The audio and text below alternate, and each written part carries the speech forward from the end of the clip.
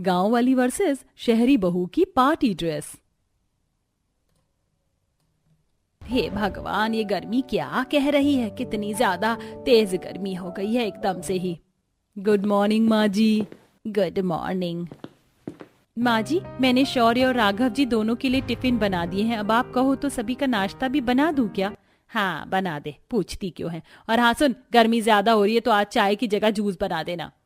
मेरे लिए बिना शुगर के जूस बनाना। वो क्या है ना कि मैं नो शुगर डाइट पर हूँ।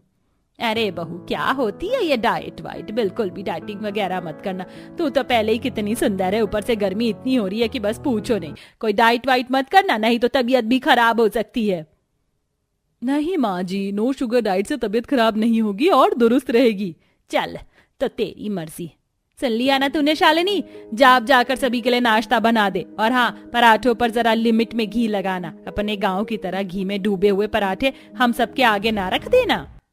गंगा की बात सुनकर शालिनी सभी के लिए नाश्ता बनाने को चली गई। माँ जी को मेरी फिक्र जरा सी भी क्यों नहीं है? बस इसलिए क्योंकि मैं गांव से आई हूँ। गांव से होना क्या कोई गुनाह है? शालिनी ऐसे ही खुद से ही बातें कर अपने दिल को हल्का करने लगी। शालिनी गंगा की बड़ी बहू थी, जिसको उसका बेटा गांव से शादी करके लाया था। शालिनी की एक देवरानी भी थी, जो कि शहर से ही आई हुई थी, और इसी वजह से गंगा शालिनी को कम और पूजा को ज्यादा महत्व देती थी। शालिनी भाभी, मेरा नाश्ता आप मेरे कमरे में ही ले आना। वो क्या है ना, मुझे कुछ काम है तो मैं नीचे सबके साथ नाश्ता नहीं कर पाऊंगी। ठीक है। पूजा के बोलने पर शालिनी नाश्ता बनाकर पूजा के कमरे में लेकर जाने लगी। पहले उसने नीचे सबको नाश्ता दिया और फिर वो पूजा के कमरे में पहुंची, जहां पूजा अपनी डिजाइनर ड्रेसेस को निकालकर उन्हें चेक कर रही थी। आ गई आप, यहीं रख दीजिए। भगवान, कितना बड़ा कमरा है, साथ ही एसी भी लगा हुआ है। क्या बात है, मेरा कमरा तो इससे आधा ही है और साथ ही ना कोई एसी है ना ही कूलर। ओ हेलो, कहाँ खो गई? नाश्ता दो और जाओ। हाँ हाँ हाँ, ये लो। शालिनी पूजा का कमरा जब भी देखती थी तो वो ऐसे ही हैरान हो जाती थी, क्योंकि उसके हिस्से में घर का बस एक छोटा सा कमरा ही था। ऐसे ही सिलसिला जारी था। पूजा अपने बड़े कमरे में ऐश से रहती थी, वहीं दूसरी तरफ शालिनी अपने छोटे से कमरे में गुजारा करती थी। शालिनी को सिलाई करने का शौक था। वो अपने खाली वक्त में सिलाई किया करती थी और आज भी वो कुछ सिल ही रही थी। बस ये एक सिलाई और निकल जाए तो मेरा साड़ी का ब्लाउज पूरा हो जाएगा। भगवान, मैंने जैसा फोटो में देखा था, मेरा ब्लाउज और साड़ी दोनों मैंने वैसे ही सिल डाले। अब जब मैं इसे पहनूंगी तो मुझे यकीन है कि माँ जी मेरी तारीफ जरूर करेंगी। शालिनी ऐसे ही खुश होने लगी। आखिरी सिलाई करने के बाद उसने अपने हाथों से बनाई हुई अपनी डिजाइनर साड़ी को पहना और आईने में खुद को देखा। अरे वाह, ये तो उस मॉडल से भी ज्यादा मेरे ऊपर सुंदर लग रही है। माँ जी को दिखाकर आती हूँ। शालिनी खुशी खुशी अपनी ड्रेस को दिखाने के लिए कमरे से निकल आई कि तभी अपने कमरे से नई ड्रेस पहने पूजा भी निकली। अरे शालिनी, मैं कह रही थी कि आज इसने सस्ते से कपड़े में से ये इतनी सुंदर साड़ी बना ली। क्या बात है? माँ जी देखिए, यही वो ड्रेस है जो मैंने ऑनलाइन मंगवाई थी। बताइए कैसी लग रही है? बहुत सुंदर है बहू, इसका कपड़ा भी बिल्कुल मक्खन की तरह मुलायम है। सच में बहुत ही प्यारी है। वो तो है, इसका कपड़ा बहुत ज्यादा कंफर्टेबल है। माँ जी, मेरी साड़ी कैसी लग रही है? तेरी साड़ी ठीक ठाक है, ऐसे क्यों पूछ रही है? गंगा को शालिनी की साड़ी भी पसंद आई थी, लेकिन उसने उसकी तारीफ नहीं की। लेकिन शालिनी ने इस सब पर भी अपना दिल छोटा नहीं किया। ऐसे ही आज के दिन गंगा की दोनों बहुएं उसके साथ बाजार आई हुई थी, जहां माँ जी देखो ना, कितना सुंदर सुंदर कपड़ा बिक रहा है। चलिए यही खरीद लेते हैं। गर्मी भी है तो इसमें से डेली के 2-4 ठंडे ठंडे से सूट बन जाएंगे। मैं आपके लिए बना दूंगी। तो सिलेगी? कपड़ा पैसे का आता है, बिगाड़ मत देना। मेरे ऊपर यकीन रखिए माँ जी, मैं आपका कपड़ा खराब नहीं करूंगी। शालिनी ने ऐसे बोलकर बात को खत्म कर दिया। तीनों सास बहू कच्चे कपड़े की दुकान में चली गई, जहां वाह, कितने अच्छे अच्छे प्रिंट हैं। इस वाले में से तो अनारकली अच्छी लगेगी और ये वाला मैं माँ जी का सूट बनाने को ले लेती हूँ। पूजा बहू, तू भी अपने लिए कुछ ले ले। सस्ते सस्ते से कपड़े हैं, गर्मी के सूट बना लेना। माँ जी आप तो जानती है कि मुझे ऐसे सस्ते सस्ते कपड़े खरीदना जरा भी पसंद नहीं है, और ऊपर से ये मेरी क्लास से भी मैच नहीं करता। मैं तो किसी अच्छे शोरूम या फिर ऑनलाइन ही कोई अच्छी सी ड्रेस देखकर खरीदूंगी। पूजा की बात सुनकर गंगा बस चुप सी रह गई। 300 से 400 तक के कपड़े खरीदने के बाद गंगा शालिनी को कपड़े की दुकान से ले आई, जिसके बाद वो तीनों एक शोरूम में गईं। एक्सीलेंट, ये है ना मेरे टेस्ट की ड्रेस। माँ जी मुझे ये ड्रेस चाहिए। कितने की है? ओनली 4000 की है माँ जी, दिलवा दीजिए ना। गंगा अपनी शहरी बहू को मना नहीं कर पाई, जिसकी वजह से उसने उसे 4000 रुपए की ड्रेस भी दिलवा दी। घर आते ही शालिनी ने अपना खरीदा हुआ कच्चा कपड़ा काटकर सिलना शुरू कर दिया, तो वहीं दूसरी तरफ पूजा ने अपनी ड्रेस को लाकर कबर्ड में डाल दिया। 1-2 दिन बाद शालिनी ने सारे कपड़ों को सिल दिया, जिसके बाद उसके हाथों का सिला हुआ सूट पहनकर गंगा बोली, वैसे ठीक लग रहा है सूट तो। कपड़ा अच्छा हो तो सादा सूट सिलने में है ही क्या, यूं ही सिल जाता है। वैसे ये सूट बस कपड़े की वजह से ही अच्छा लग रहा है। सही कहा माँ जी, सिर्फ फैब्रिक से ही इसमें कुछ जान सी है। सही बोल रही है। अरे हाँ, वो मैं तुम दोनों को कुछ दिखाने आई थी। ये कार्ड हमारे मोहल्ले के सबसे अमीर सिंघानिया परिवार से आया है। बहुओं, वो लोग एक बहुत बड़ी पार्टी अरेंज कर रहे हैं, जिसमें तुम जानती हो बहुत अमीर अमीर लोग भी आने वाले हैं। मेरा तो कार्ड देखते ही मन बन गया था कि भाई मैं तो अपनी बहू को लेकर जाऊंगी। तुम दोनों तैयारी कर लेना, 2 दिन बाद चलेंगे। और हाँ, कपड़े वगैरह जितने ज्यादा अच्छे हो सके उतने अच्छे पहनना। गंगा की बात सुनकर दोनों बहुएं अपने लिए कपड़ों के बारे में सोचने लगी। एक तरफ पूजा थी, जो कि मोबाइल पर ऑनलाइन कपड़े सर्च करने लगी। कौन सा ड्रेस लूं? मैं चाहती हूँ कि पार्टी की सारी स्पॉटलाइट मेरे ही ऊपर हो, लेकिन मेरी मर्जी का कुछ मिल भी नहीं रहा है। ये 50,000 वाली ड्रेस भी कुछ खास नहीं लग रही है, अब क्या करूं? एक तरफ पूजा थी, जो महंगे महंगे ऑनलाइन कपड़े देख रही थी, तो वहीं दूसरी तरफ भले ही पार्टी अमीरों की है, लेकिन हम थोड़ी ही अमीर हैं। मैं तो अपने हिसाब से काम करूंगी। मेरे पास जो बेकार साड़ियां पड़ी हुई हैं, चलो उनसे कुछ बनाती हूँ। शालिनी अपनी इमेजिनेशन से ही अपनी ड्रेस बनाने को सोचने लगी। शालिनी ने अपनी ड्रेस बनाने के लिए घर में सारे बेकार बेकार से कपड़ों को इकट्ठा कर लिया। उसने अपनी सभी साड़ियां भी निकाल ली और अब इनमें से मैं एक फूला हुआ गाउन बनाऊंगी, जिस पर मैं अपने बगीचे के फूलों से सजावट करूंगी। लेकिन सारा सामान घर में नहीं है, मुझे थोड़ी सी नेट और थोड़े से मोती चाहिए। शालिनी ने हिसाब लगाकर कम से कम खर्चे में अपनी ड्रेस को बनाना चाहा। उसने बाहर से बस थोड़ी सी नेट और थोड़ी मोती वगैरह खरीद लिए, जिसके बाद साड़ियों वगैरह को मिलाकर वो अपने घर में ही अपना गाउन सिलने लगी। बहुओं, पार्टी कल ही है। तुमने अपने पहनने को ड्रेसेस पसंद कर तो ली है ना? यस माँ जी, मुझे एक 70,000 की ड्रेस पसंद आई है, जो मैंने राघव जी से पूछकर बुक कर दी है। वो बॉडीकॉन ड्रेस है जो मेरे ऊपर बहुत सुंदर लगेगी। अच्छा, और तू बता, तूने क्या सोचा है पार्टी में पहनने को? माँ जी, मैं तो घर में ही ड्रेस बना रही हूँ। वो बहुत ही बड़े और ऊंचे लोगों की पार्टी है। ड्रेस ऐसी बनाना जो मेरी नजरें शर्म से ना झुके, समझ आया? कभी पता चले अपने सिलने के चक्कर में मेरी बेइज्जती करवा दे। माँ जी चिंता मत कीजिए, ड्रेस अच्छा ही बनेगा। शालिनी को अपने ऊपर भरोसा था। वो कामों से निपट कर अपनी ड्रेस पर काम करती थी और वो वक्त भी आ गया जब पार्टी में सभी को जाना था।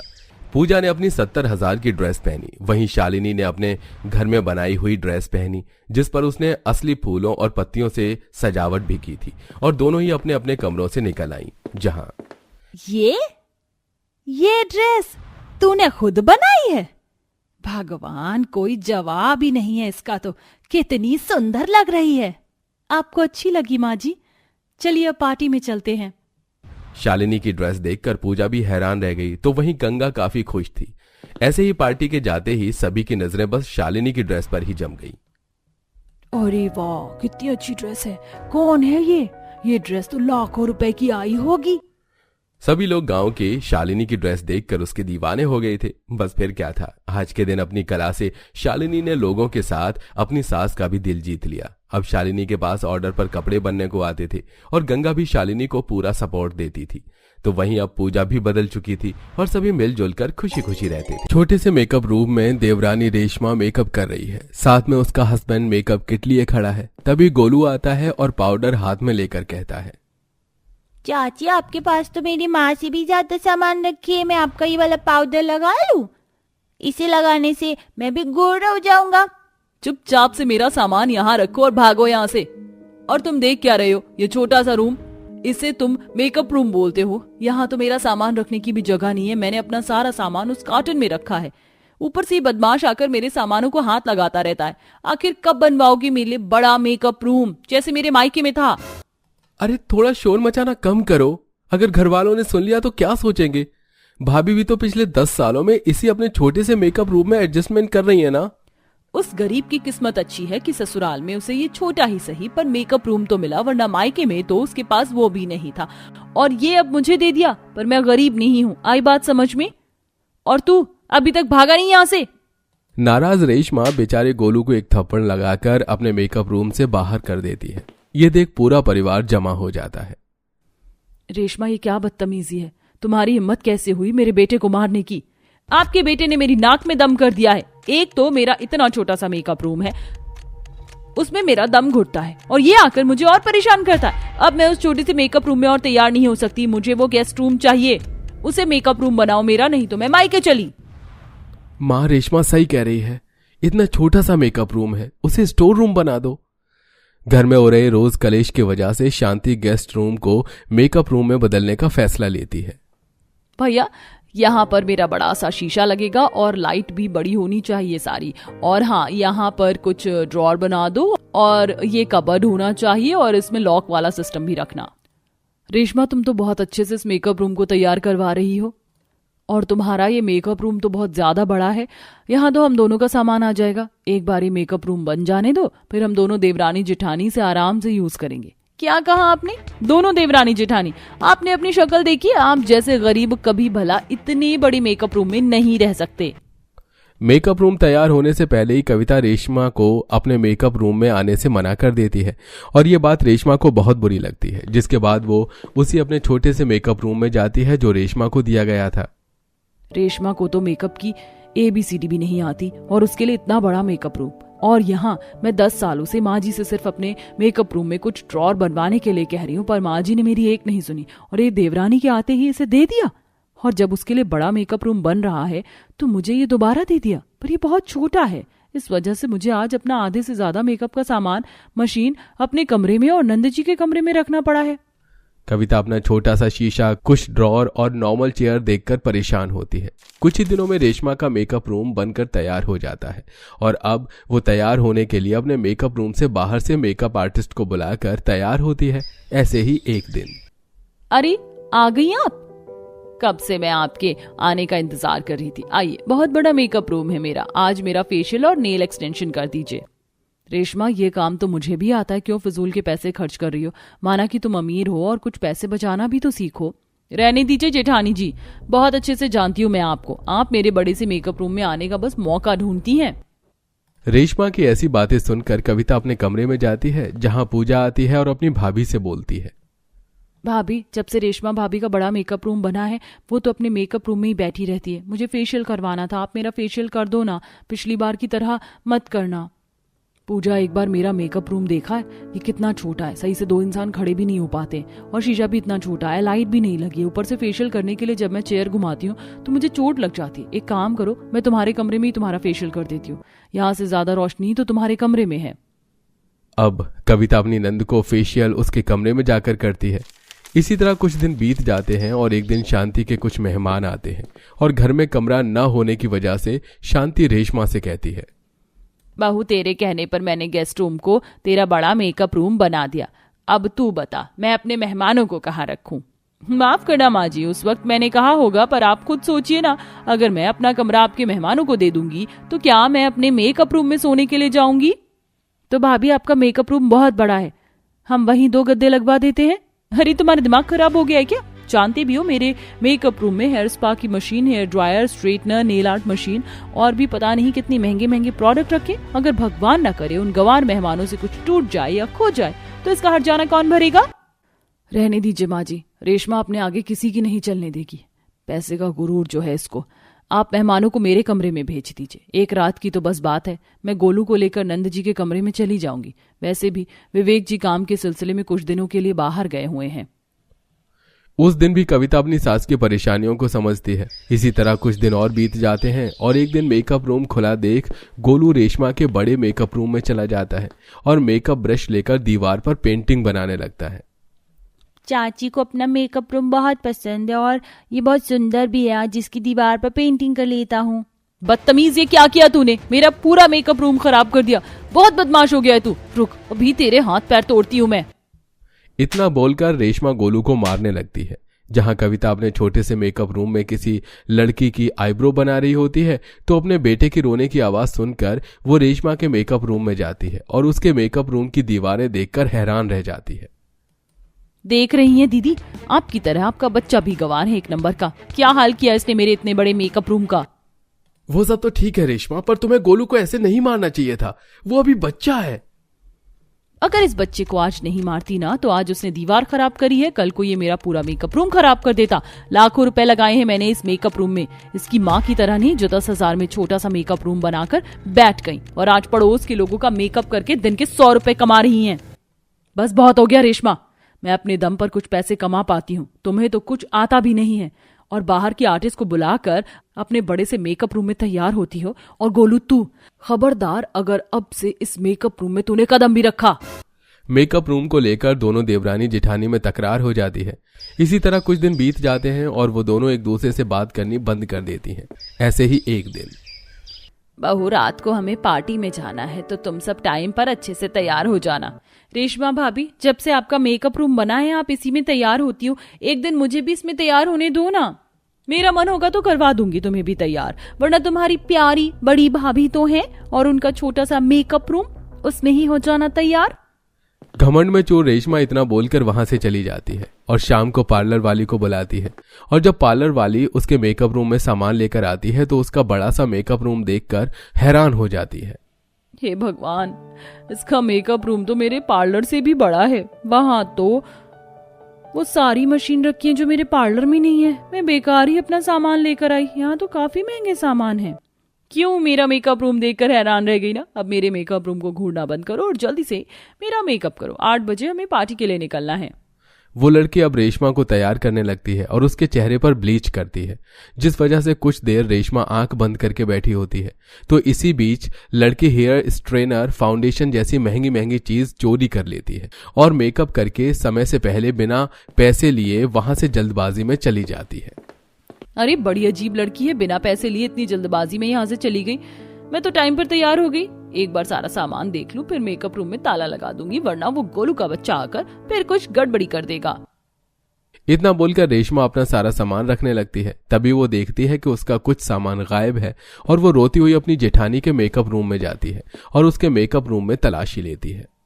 लगता है उस लड़की ने मेरा मेकअप सामान चोरी तो नहीं कर लिया है। भगवान, लाखों का सामान था मेरा। कोई बात नहीं रेशमा, शांत हो जाओ, मैं अभी घर वालों को बताती हूँ।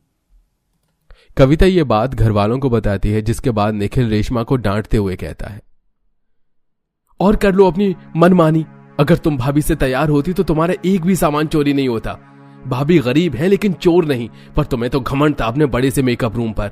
अब चिंता मत करो, मैंने पुलिस को इन्फॉर्म कर दिया है। बस तुम पार्लर वाली का नंबर दे दो, वो उसको पकड़ लेंगे और अभी पार्टी में चलो। इतना बोल पूरा परिवार पार्टी में जाता है और कुछ देर में पुलिस वाले उस पार्लर वाली को पकड़ लेते हैं। माफ करना, मैं चोर नहीं हूँ, पर थोड़ी लालच में आ गई थी क्योंकि मैं बहुत गरीब हूँ। इतना महंगा मेरे पास भी सामान नहीं था और मेरी माँ बहुत बीमार है। मैंने सोचा क्यों ना कुछ सामान बेचकर अपनी माँ का इलाज करवा लूं। आप प्लीज मुझे माफ कर दीजिए। बहू माफ कर दे, बेचारी मजबूर थी। और कर लो भाभी घमंड पैसे का। उस दिन सबके कहने पर रेशमा उस लड़की को माफ कर देती है।